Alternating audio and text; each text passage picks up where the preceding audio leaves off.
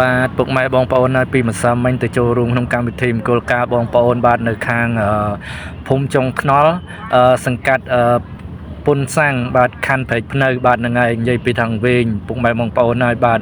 មើលនៅក្នុងធីបការហ្នឹងគេដាក់ប្លង់ចេញពីវត្តភ្នៀតបាទហ្នឹងហើយខ្ញុំមកវល់នៅកន្លែងម្ដងវត្តភ្នៀតហ្នឹងបាទរោងការកើញបាទហ្នឹងហើយបកទៅបកមកបកក្រោយនៅនេះវិញបាទជីហួសរោងការគេពុកម៉ែបងប្អូនហើយបាទហ្នឹងហើយដល់ឥឡូវនេះចូលមកដល់រោងការហើយសម្រាប់កម្មវិធីហែចំនួនក៏គេហែរួចហើយដែរយើងទៅយូរក្រោយគេពុកម៉ែបងប្អូនបាទដល់ឥឡូវនេះពីអ្នកកូនក៏អត់ទាន់បានចូលក្នុងរោងការដែរគឺឆ្លៀតពេលហ្នឹងនៅ selfie ថតវីដេអូអីលេងសិនពុកម៉ែបងប្អូនបាទហ្នឹងហើយពួកអីអត់ទាន់ចូលទាំងក្នុងទេហ្នឹងហើយពុកម៉ែបងប្អូនហើយបាទដល់ពេលចូលមកខាងក្នុងក៏លេចមើលទៅខាងនេះមកបាទកន្លែងតុកយើងក៏មកភេទជ្ជៈបាទហ្នឹងហើយបាទគេមានទទួលភេទជ្ជៈគ្រប់មុខសម្រាប់ឲ្យយើងត្រូវការភេទជ្ជៈមួយណាយើងក៏មកប្រាប់ពួកគាត់ទៅពួកគាត់នឹងធ្វើឲ្យពួកយើងហូបហើយពុកម៉ែបងប្អូនណាបាទឥឡូវនេះខ្ញុំពីអ្នកកូនខ្ញុំនេះក៏មកកូនខ្ញុំចង់ញ៉ាំ passion បាទហ្នឹងហើយអញ្ចឹងខ្ញុំមិន passion តាមកូនដែរបាទហ្នឹងឥឡូវผมក៏មកឲ្យពួកគាត់ធ្វើឲ្យ passion 2កែវមកពុកម៉ែបងប្អូនបាទនិយាយអញ្ចឹងពេលមកដល់ហ្នឹងពេលរកមិនឃើញគាត់ហ៊ានឆាតមកសួរម្ចាស់ដើមទៀនប្រធានដើមការហ្នឹងដែរពុកម៉ែបងប្អូនហើយកុំឲ្យរំខានណាចង់និយាយថា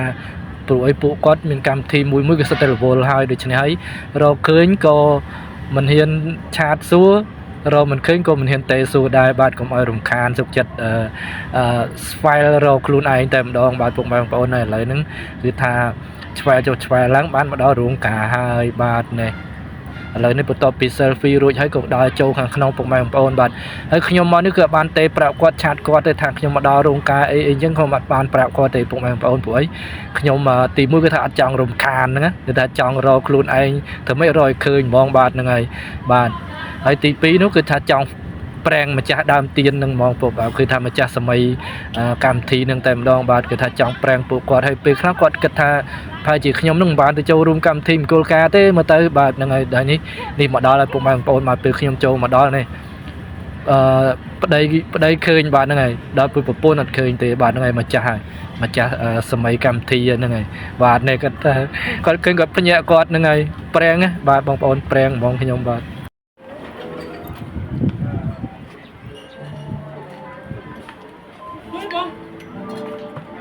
Phép mau nó bị muốn nóc rồi